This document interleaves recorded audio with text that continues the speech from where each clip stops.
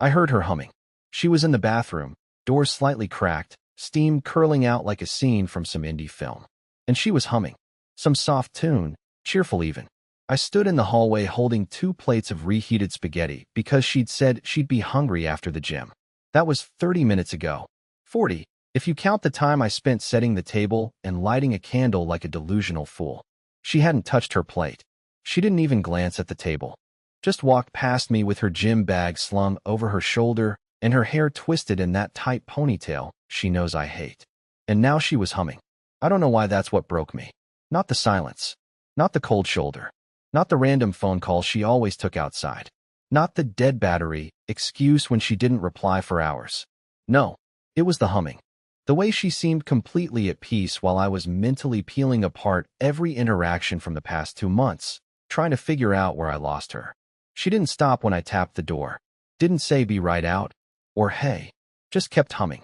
I stood there like a moron, holding her untouched dinner, listening to her move around, unzip her makeup bag, splash water like nothing was wrong. It was our anniversary. She knew that. I know she did. I reminded her a week ago. I left a sticky note on the fridge. I even hinted at going to that vineyard she liked, the one we drove past on the way to her sister's engagement party last year. She smiled at the time, said, "We'll see. We'll see." It's funny how people don't have to yell or cheat outright to betray you. Sometimes all it takes is a smile that doesn't reach their eyes, a skipped goodnight, a humming tune behind a half-closed door while you're standing there with cold pasta and a broken heart. I didn't say anything that night. Just left the plates on the counter, walked into the living room, turned off the light, and stared at the ceiling in silence until I heard her door click shut. Not ours. Hers. She'd been sleeping in the guest room for the past 3 weeks, saying it was temporary. Said she needed better back support. I believed her, because believing a lie is sometimes easier than facing the truth. At exactly 11:42 p.m., I sent her a text from the next room. I don't celebrate disrespect. I heard the ping. Then silence. No reply. Not that night. Not the next morning. But something shifted after that. And not in the way I hoped. She made coffee. That was the first thing I noticed. No apology. No explanation. No reaction to the text I'd sent her just a few hours before. Just the scent of her stupid caramel hazelnut blend wafting through the hallway like everything was fine. I walked into the kitchen still in my wrinkled shirt from the night before, and there she was, scrolling on her phone, sipping from her mug like she hadn't spent our anniversary in silence, and humming through it like a psychopath. I stared at her. She didn't even look up. "Did you get my message?" I asked. She paused, sipped, then said without lifting her eyes, "What message?" I laughed. Actually laughed. Not because it was funny, but because the level of detachment she had was so absurd it felt surreal. Like I was in some low-budget psychological drama, where the wife gaslights her husband into questioning whether they're even married. "You know what message?" I said. "The one I sent at 11:42 last night." She glanced at me like I'd asked what the weather was in Spain. "Oh, that. Yeah. Dramatic much?" Dramatic. There it was again. That word. Like I hadn't been holding this marriage together with duct tape and wishful thinking for the last 3 months. Like I hadn't spent hours lying awake beside her wondering what I did wrong. Dramatic. "You forgot our anniversary," I said, forcing my voice to stay level. "You've been avoiding me, sleeping in the other room, coming home late, and you think I'm dramatic?" Her shoulders rose in that familiar fake calm shrug. "Everett, I'm tired. I have work. My brain is fried most days. I can't always be on." I didn't expect her to be on. I expected her to be present. To acknowledge me. To acknowledge us. I opened my mouth to say so, but then something on her phone lit up, and she snatched it off the counter like it was radioactive. I saw the name. Just a flash, but enough. Griff. Not a common name. Not one I recognized from her stories. Not one she'd ever mentioned during her endless rambling about coworkers. And judging by the way she clutched the phone to her chest and took her coffee out to the porch without another word, I knew I wouldn't like the answer. I didn't follow her. I just stood there, staring at the empty spot her mug had left on the counter. I wasn't ready to confront her. Not yet. I needed more. I needed proof. Because if I was going to burn everything down, I wasn't going to do it on a hunch. That's when I made the decision. I was going to find out who Griff was. And I was going to do it quietly. Later that day, while she was in the shower, I accessed her laptop. She hadn't changed the password. Same as always, Delaney 1987. I didn't feel guilty, not even for a second. I went through her browsing history, her calendar, her downloads. Nothing too suspicious until I opened her email. Hidden in the promotions folder, buried between furniture store ads and subscription renewals, was a flight confirmation. Departure, Friday. Return, Sunday. Passenger, Delaney Weaver. Destination, Phoenix, Arizona. She hadn't told me about any trip. She hadn't mentioned Arizona once in the past year. And the ticket had been purchased 2 weeks ago. 2 weeks ago. Right around when she said she needed space and started sleeping in the other room. I sat there in our shared office, staring at the screen, heart pounding. Not out of rage, not even out of sadness, but from something worse. Confirmation. She was already gone. The body was still here. But the woman I married? She was long gone, and apparently on her way to Phoenix for the weekend. And I had 4 days to decide what to do before she left. I spent the rest of that day pretending I didn't know. Pretending I hadn't seen the flight confirmation. Pretending I hadn't opened her laptop and watched my marriage unravel in a digital itinerary. I even asked her if she wanted Thai food for dinner, her favorite. She nodded, said, sure, whatever, without even looking up from her phone. Probably texting Griff. I ordered the food. Set the table. Lit a candle again. She barely touched her pad thai. Didn't notice that I didn't touch mine either. Just pushed noodles around the plate while she scrolled and scrolled and scrolled. I wanted to grab her phone, slam it against the wall, and demand answers, but I knew I had to play this smart. If she was flying to see him Friday, that gave me 3 more days to gather everything I needed. That night, I waited until she fell asleep in the guest room and went back into the laptop. I checked her emails again, but now I was looking for more than travel. I searched Griff. The inbox didn't have much, just one automated email for a hiking tour in Arizona, signed under his full name, Griffin K. Harper. That was enough. I plugged the name into every social platform I could think of. And there he was. Shirtless, tanned, adventure junkie, hiking trail photos, motivational quotes. The guy looked like someone who talked about energy alignment and drank kale for breakfast. His last 3 posts were taken in Sedona. One of them had a comment from her. Just a heart emoji. Nothing else. But it was recent. 2 days ago. I clicked on his tagged photos. And that's where I saw them together. She was in the background, wearing sunglasses and a hat, arm around his waist, not even trying to hide it. The caption read, "Best weekend with the best company." That wasn't the worst part. The date on the post? It was from 2 weeks ago, so she had already been to Arizona, already spent a weekend with him, and now she was going back again. I felt my stomach turn, not with anger, not yet, but with humiliation.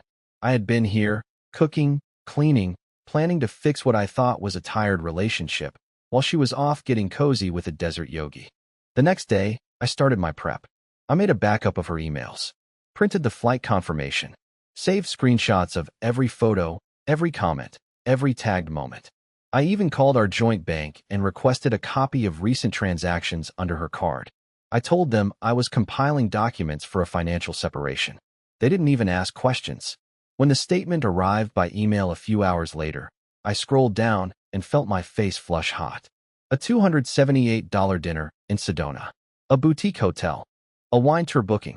All charged to our joint account. She used our money to cheat on me. I closed the laptop gently, stood up, and walked outside into the cold air. I didn't cry. I didn't scream. I just stared at the stars for a long time, thinking one thing.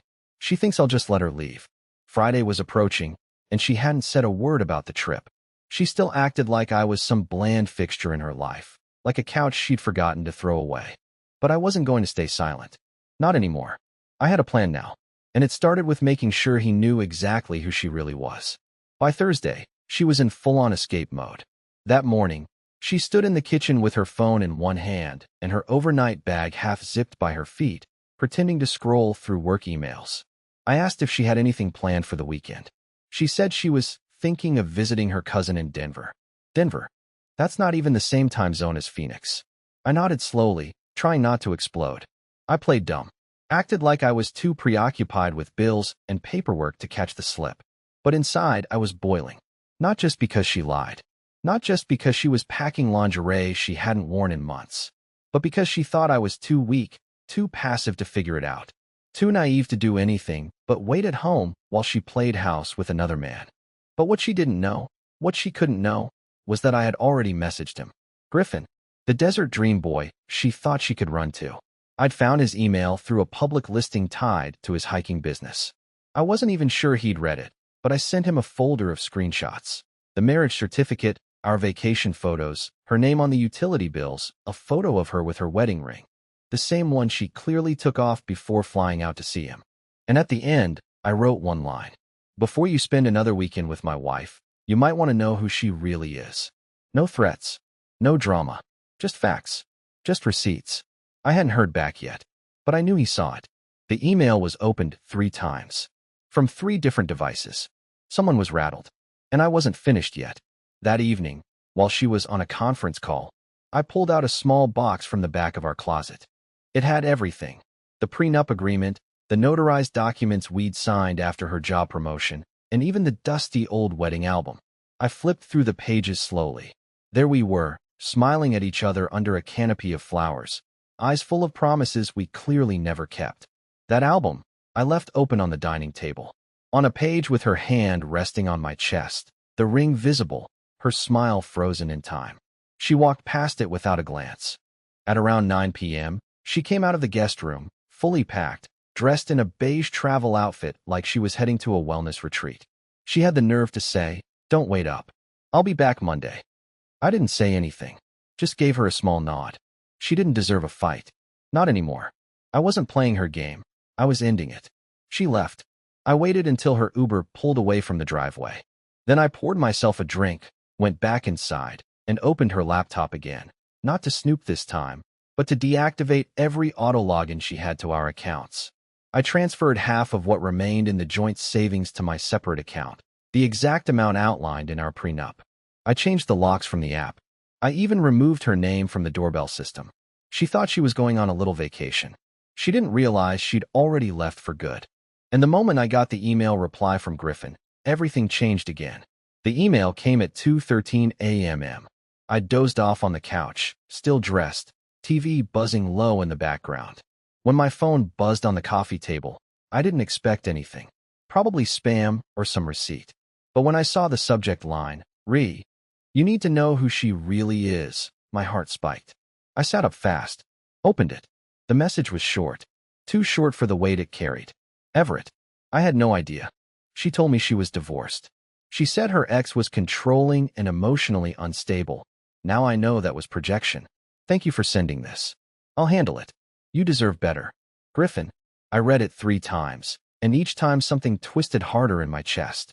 I expected him to deny it, to defend her, maybe even insult me. But no, he sounded blindsided, almost like he was the victim. And maybe he was, in his own way. Maybe she had been lying to him, too. But part of me didn't care. He still touched what was mine. He still made her laugh while I was withering in silence. He still got the version of her that wore red lipstick and made effort while I got gym clothes and indifference. I put my phone down and just sat there, breathing in the quiet like it was poisonous. There was something oddly comforting about knowing he didn't want her anymore. But there was also something deeply humiliating. Because now I wasn't just the betrayed husband. I was the warning sign. The cautionary tale some guy would tell his friends about getting involved with a married woman. And she was still flying to him. Still midair. Still completely unaware that the man she thought she was spending the weekend with had already slammed the door in her face. I didn't sleep that night. By morning, I had everything packed. Not mine, hers. I went through the house like a machine. Every shoe, every brush, every perfume bottle, the yoga mat, the phone chargers, the framed photo she had with her college friends that she never noticed I kept on her nightstand. All of it. Boxed, labeled, placed right by the front door like a monument to everything she threw away. And on top of the boxes, I placed her wedding ring. She left it in the guest bathroom drawer. I'd seen it there a dozen times, but never touched it. This morning, though, I picked it up. It felt foreign in my hand. Cold. Meaningless. I left a note beside it. Nothing dramatic, just, "It's done. Your lies caught up. Don't come back." Then I left. Didn't even lock the door.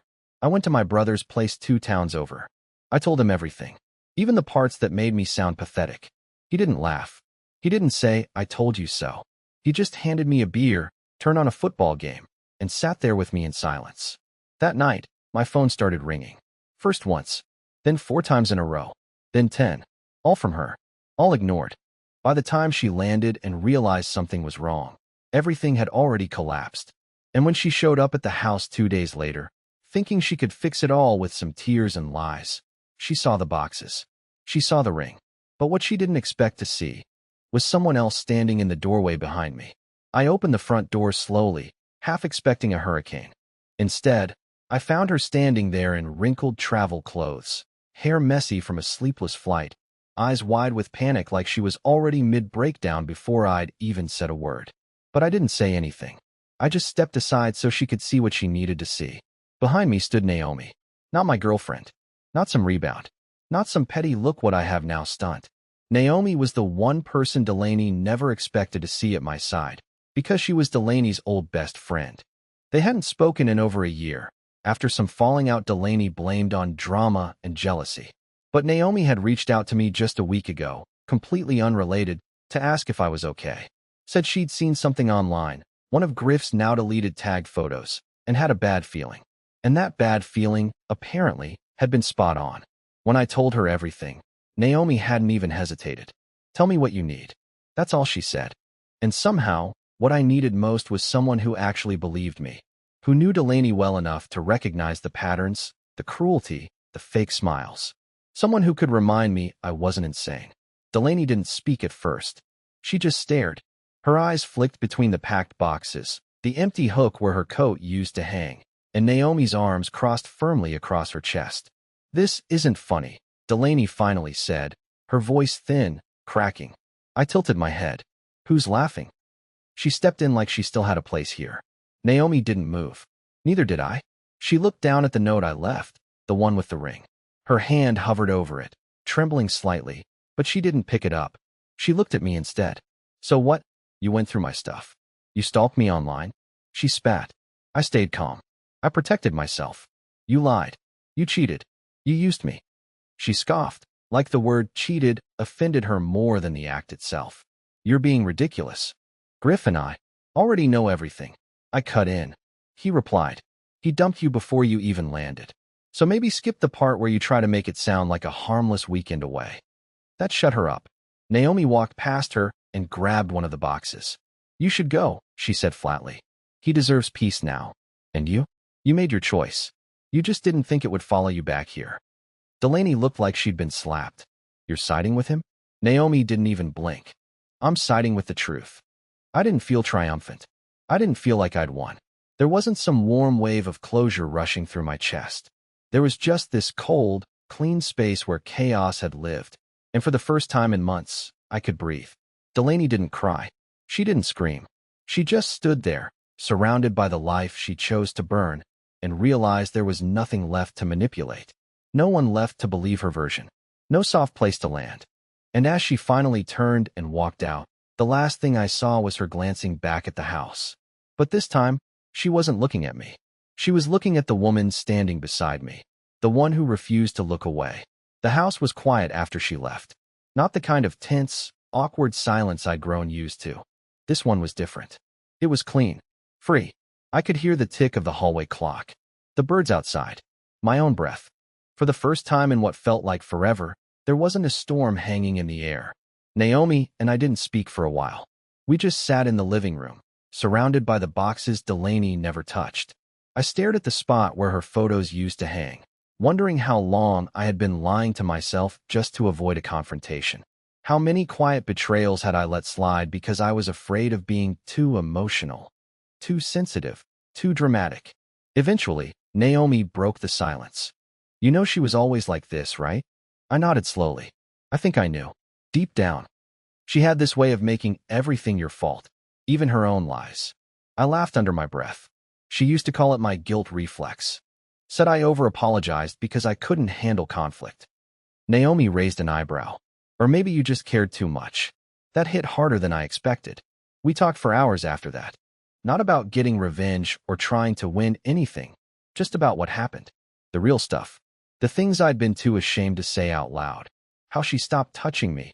How she never listened. How I caught myself whispering, I love you, just to hear the words in the room, even if no one answered. Naomi didn't judge. She just listened. And somehow, that was the first time I felt like I wasn't alone in months. The next morning, I woke up to another email. This time from Griffin. Just letting you know, she showed up. She cried. She begged. She said it was all a misunderstanding. I told her to leave. She finally did. For what it's worth, I hope you find someone who actually shows up for you. I stared at the screen for a long time. She had gone to him anyway, even after everything. After the photos, the receipts, the confrontation. She still tried to salvage whatever fantasy she thought she had with him. It wasn't love. It was control. She needed to win. To convince someone, anyone, that she wasn't the villain. But this time, no one bought it. I didn't reply to Griffin. What was there to say? He'd seen enough. He knew who she really was now. Just like I finally did. Later that day, Naomi offered to help take the boxes to storage. I almost said no, but then she looked at me and said, "You don't have to carry everything alone." And something about that made me nod. We spent the afternoon moving her stuff out, bag by bag, frame by frame, until all that was left were my things. My space. My life.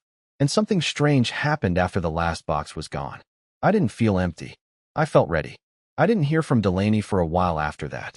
She stopped calling, stopped texting. Maybe she finally understood that I was serious, or maybe she just moved on to the next person she could twist into a mirror. Either way, I didn't care anymore. I wasn't waiting for closure from her. I had found at the moment I stopped begging for her attention and started listening to myself. It's strange how healing doesn't come like a lightning bolt. It comes in small, quiet ways. Like the first time I opened the curtains without expecting her to criticize the light. Or the way I could finally fall asleep without wondering if she was lying next to me or just physically present. The silence that used to haunt me became a sanctuary. I started running again. Not far, just down the block and back, but it felt like reclaiming my body from the weight of stress. I picked up my old hobby, building model kits, something she always called a waste of time. I hadn't touched them in years. The first evening I sat down at the table, opened a box, and started assembling in peace, I nearly cried. Not because of the nostalgia, but because I wasn't afraid to take up space anymore. And then, slowly, Naomi started showing up more. Not in a forced way. Not in a maybe this is something way. Just as a friend who actually cared. She'd drop by with coffee or bring over leftover soup, and we'd talk about everything and nothing. Sometimes we'd sit in the living room, watching dumb TV shows. Other times we didn't speak at all. But the air felt full. Easy. One Sunday afternoon, we were sitting on the porch. I was sipping iced tea, and she had her legs curled up under her in that casual way she always did. She looked over and said, "You seem lighter." "I am," I said. "And not just because she's gone." She smiled. "You were always this person, you know. You just forgot." It wasn't a dramatic moment. No swelling music. No sudden kiss. Just a calm truth hanging in the air like sunlight through the trees. I didn't know what would happen between us, if anything. But for the first time in a long, long while, I didn't feel desperate to fix someone else. I was just me again. The boxes were gone. The ring was gone. The doubt, the fear, the guilt, gone. And in their place, peace, freedom, and a slow, steady feeling I hadn't known in years. Hope.